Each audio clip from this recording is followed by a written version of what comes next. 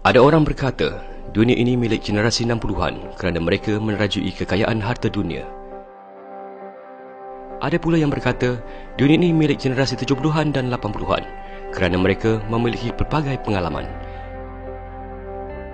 Ada juga yang berkata, dunia ini milik generasi 90-an kerana mereka memikul harapan masa depan. Saya berkata, dunia ini milik mereka yang berimpian kerana impianlah sumber kuasa yang mampu mengubah dunia.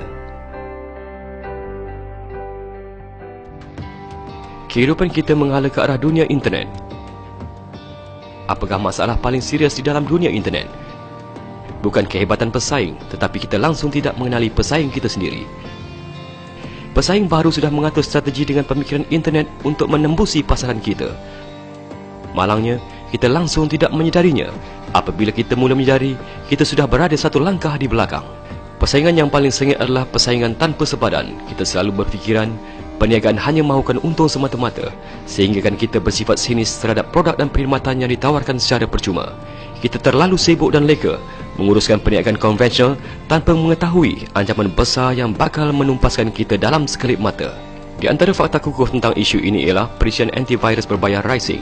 Pengenalan perisian 360 yang menawarkan semua perkhidmatan tanpa charge telah menggemparkan seluruh dunia pasaran perisian antivirus. WeChat mempunyai 700 juta pengguna aktif dan bilangan ini masih kian bertambah, lantas mengugat China Mobile, China Telecom dan China Unicom secara agresif. Pelancaran Yuebao juga berjaya mengumpul modal 5.7 bilion renminbi hanya dalam masa 18 hari mula merebut pelanggan bank dan mencipta keajaban internet mudah alih.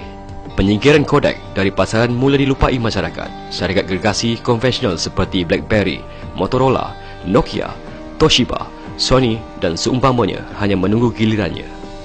10 tahun yang akan datang adalah titik mula era revolusi bidang perniagaan China. Semua syarikat besar pasti tidak terkecuali dari tsunami ini. Sebaik saja cara hidup rakyat berubah, syarikat yang tidak berubah pasti akan disingkirkan. Walmart juga sedang menutup banyak cawangan pasaraya hypernya. Syarikat yang pernah memuncak di peringkat antarabangsa ini sedang berusaha untuk bangkit semula setelah menyedari krisis ini. Hakikatnya, syarikat gergasi lain walaupun masih kekal buat masa ini harus berasa khawatir dan tertekan. Malangnya, kebanyakan orang masih mengagung-agungkan jutawan ini tanpa menyedari bahawa mereka juga sangat gusar, penat, tiada hala tuju dengan visi yang semakin kabur. Malah ada di antara mereka yang masih berkembang dan tidak mengenali realiti. Walaupun sekuat mana kejayaan sesebuah syarikat sebelum ini, jika mereka masih leka, aliran kekayaan pasti akan bertukar arah sejajar dengan perubahan pengalaman pengguna.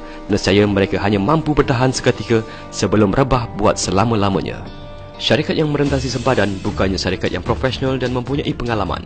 Syarikat-syarikat baharu ini menjajah dari satu bidang ke bidang yang lain dengan kepantasan yang tidak terduga. Tembok lama yang mengekang semakin merapuh dan gerbang sempadan semakin terbentang luas. Industri konvensional seperti pengiklanan, pengangkutan, perniagaan runcit, perhotelan, perkhidmatan, perubatan dan lain-lain juga mungkin dimamah satu demi satu. Sistem ekonomi yang lebih mesra dan menyeluruh sedang tumbuh dengan rancak. Dunia pasti akan mengalami proses pengasingan dan pengadaptasi tidak lama lagi. Syarikat konvensional akan melakukan pengasingan bidang dan syarikat yang mengamalkan modal perniagaan baharu pula akan mula terbentuk dan diserap. Pada masa depan, adakah kafe hanya menjual kopi semata-mata? Adakah bilik hotel untuk berehat saja?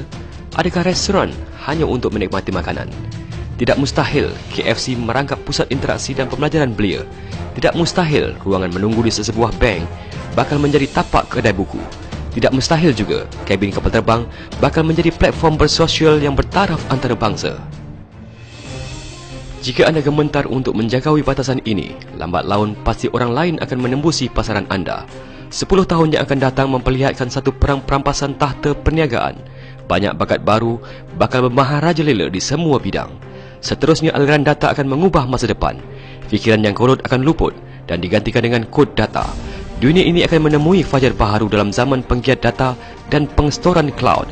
Revolusi ini akan memulakan semula dunia yang hanya kita ketahui mutakhir ini. Adakah anda sudah bersedia dengan transformasi dunia baru ini?